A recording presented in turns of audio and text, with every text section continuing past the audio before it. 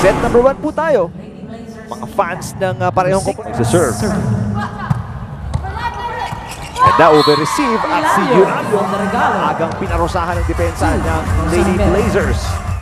Natanong ko na halos lahat din kayo mga analyst. Nagbibigayan lang ng puntos Ivy sa errors. Ito rin, reception naman na nagiging sakit bigla ng San Beda. Good serve mula kay Rania Musa.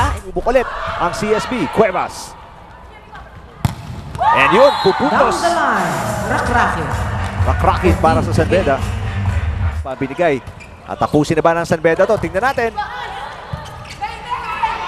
Ay, ayun na nga. Nakuha sana pero wala nang second ball. Match number 2 mamaya. Heads up lang sa mga volleyball fans. Mas maayos-ayos kahit pa paano yung reception, pero ganda ng defense. Marciano, dalawang guest player. Marciano, Yunalio. Rakrakin. Hindi na babalik.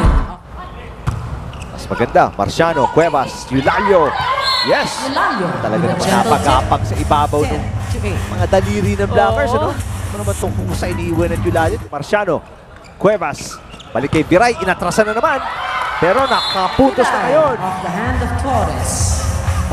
Si Cuevas, pinahihirapan to si Gisela. Lepekin, block! Rakrakin ulit! Off the block! Off the block. Good adjustment from Cheska. So nung una, na-block siya. Pero nagawa ng paraan. Rakrakin ulit. And dalawang sunod na puntos para sa San Beda. Tayo 21. Cheng. Atake ulit CSB. Cuevas. Tinala sa kabila. Nakakuha. Ang ganda. Oh, good offense and defense combination here. Marciano on the line. Yes! For San Beda. Makanakaw, makasundot, makasungkit ng isang set. I think more than anything, kasi Marciano, lamang ng isa ang CSB. 2-1, Panaga! Ginawang dalawang puntos kalamangan ng Lady Blazers. Cuevas, punta sa kabila kay Rakrakin. Buhay pa. And ang ganda ng posisyon na pinagdana ni Cheng ng bola. 2 puntos doon ang CSB. 6-4. Talagang you can see yung Kargado yung serve nito ni Viray.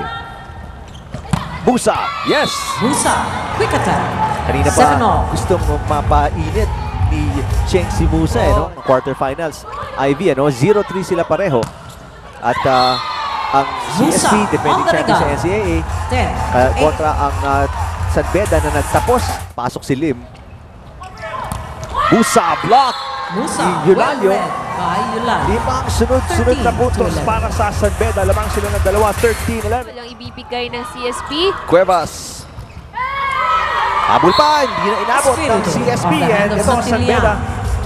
Balik sa dalawa. Ang kalamangan, 21. Balik kay Rakrakin.